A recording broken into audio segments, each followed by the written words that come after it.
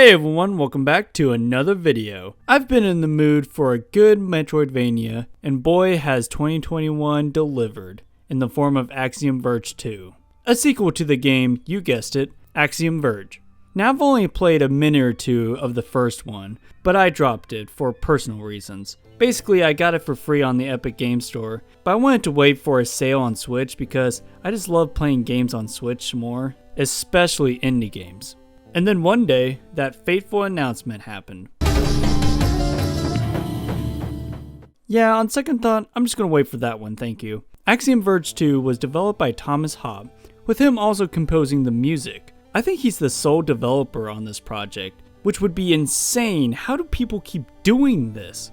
But anywho, let's go ahead and get into this review, because man, do we have a lot to talk about.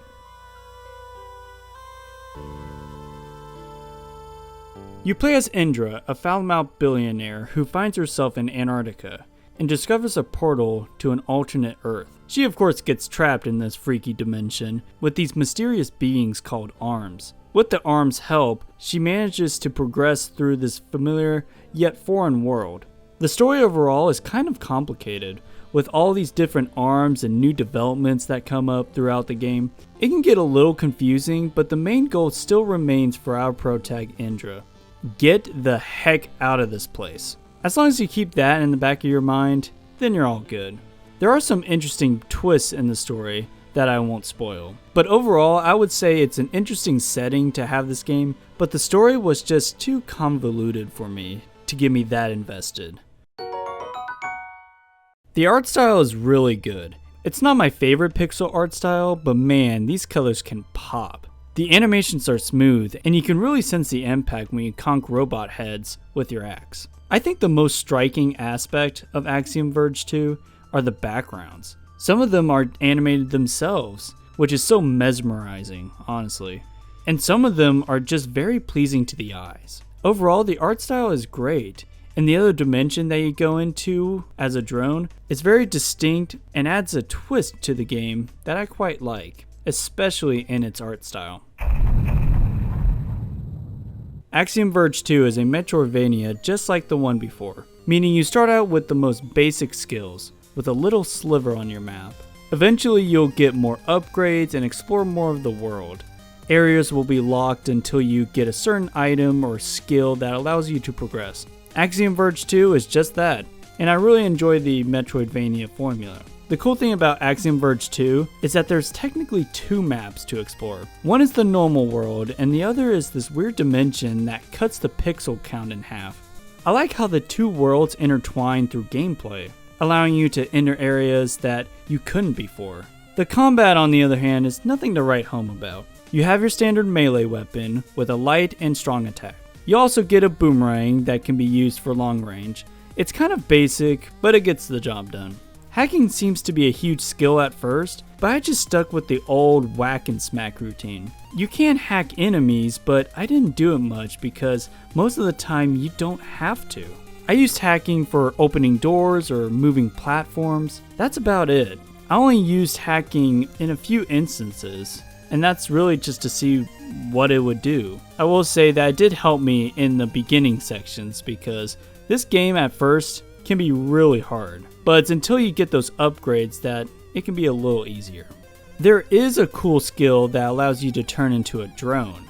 Being the drone allows you to get into the other dimension and perform unique skills that only the drone can do. Honestly, I kinda like playing the drone. You play as the drone for a while in the game, so it's something you're gonna have to get used to. The human/drone dynamic is really fun, especially after getting skills for both. The enemies you will face in the game are well-designed machines. These machines can be brutal at first, with their pinpoint accuracy. The only issue I have with the enemies are the quote-unquote boss encounters. There's only one actual boss that I can think of, and it wasn't stellar, that's for sure. The huge machines out in the world seem to be boss-like, but they don't have any real strategic maneuvers or anything. Most of them are just moving back and forth and attack. All you have to do is whack them with your boomerang or axe till they die. There's not a lot of thought in these encounters. It would be really cool if you had to use one of your hacking skills to destroy a boss's shield or limit them in some way. I don't know, something more interesting than what is already in the game. But the game as a whole is really enjoyable. Yeah, sure, the combat is meh, and fighting big machines isn't that fun, but getting new upgrades and skills is just as fun as you would hope. The world is a joy to explore, with different biomes and interesting level designs. So in those aspects, it makes out to be a pretty fun experience. The music caught me by surprise. I didn't expect it to sound the way it did. I was expecting more 8-bit inspired tracks, which were present, don't get me wrong, but there are some string instruments in here which I was not expecting in a game like this. The main developer of Axiom Verge 2, Thomas Happ, actually composed the music and even did collaborations with Mayssa Karaa, who is a Lebanese-American singer, which I'm so sorry if I mispronounced that name. That's actually pretty cool. But I'm gonna be honest, and I mean no disrespect to Mayssa, but I wasn't the biggest fan of the vocals in this game. I just don't think it fits within the context of the game. Maybe it does, but I personally just wasn't into it as much. Honestly, I can hear these vocals in a Nier Automata soundtrack, but in this game, I don't know, it just doesn't fit for me. But that might just be a personal thing on my end. I just think it conflicts with the art style a little bit.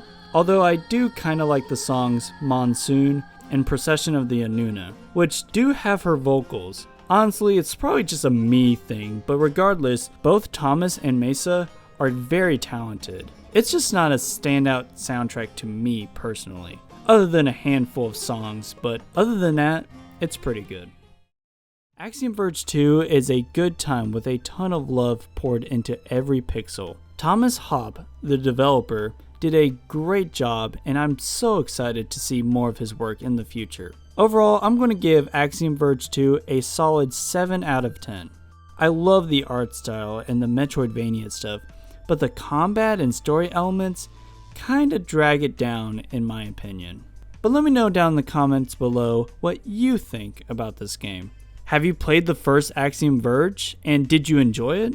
And have you tried out the second one? I personally really enjoyed my time with the game, and I'm interested in the first Axiom Verge now because of it. Thank you for watching, and I'll see y'all next time. God bless.